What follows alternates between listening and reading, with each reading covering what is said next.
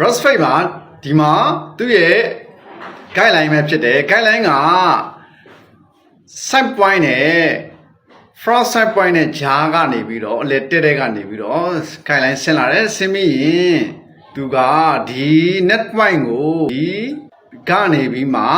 V shape ပုံစံမျိုးလို့ဆင်းသွားတယ်ဒီလိုလေးကွေးလာတယ်ကွေးလာပြီးမှဒီလိုပြန်ပြီးမှ V shape ဆင်းတယ်တဲ့တဲ့ V shape ကိုဆင်းသွားတာမဟုတ်ဘူးတဲ့တဲ့ V shape ဆင်းသွားရင်ရိုးရိုး fake ဖြစ်မယ်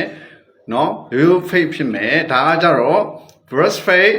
အမျိုးအစားကိုဒီလို guideline ပေးထားခြင်းဖြစ်တယ်ဒါ brush fake ရဲ့ guideline အနေထားဖြစ်ပါတယ် brush fake ညနေမှာ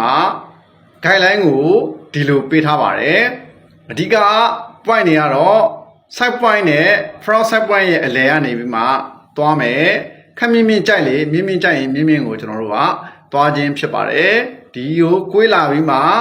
ဒီဘက်မှာတစ်ခါပြန်ပြီးမှ V shape တံကို net point အလယ်တက်တဲ့ကိုဆင်းပေးသွားခြင်းဖြစ်တယ်ဒါကိုနည်းနည်းလေးမြောက်ချင်မြောက်မယ်နည်းနည်းလေးအပေါ်တက်ချင်တက်မယ်ဒီလိုတက်သွားလို့ရပါတယ်ဒီလိုတက်သွားမယ်ဆိုရင်ကြိုက်တယ်လို့ခေါင်းလာရင်လာတယ်လို့အဆင်ပြေတယ်လို့ကျွန်တော်တို့ကဒီဟာကအပေါ်တက်မယ်အောက်ရှော့မယ်လုပ်လို့ရပါတယ်ဒါ brush fade ရဲ့ guideline ပဲဖြစ်ပါတယ်ဒါ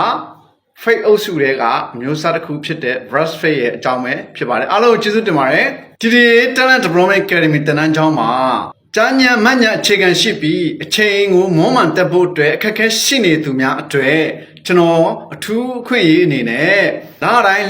အပတ်စဉ်တိုင်းမှာ 5day class ရှိနေတယ်ဆိုတာကိုပြောပြချင်ပါတယ်ဒီ 5day class ကိုကျွန်တော်အပတ်စဉ်ဖွင့်လှစ်ပေးထားပါတယ်အချိန်မလောက်ငှတဲ့သူတွေတိုက်တဲ့အချိန်မှာတက်လို့ရအောင်ကျွန်တော်ဖွင့်ပေးထားပါတယ်เนาะ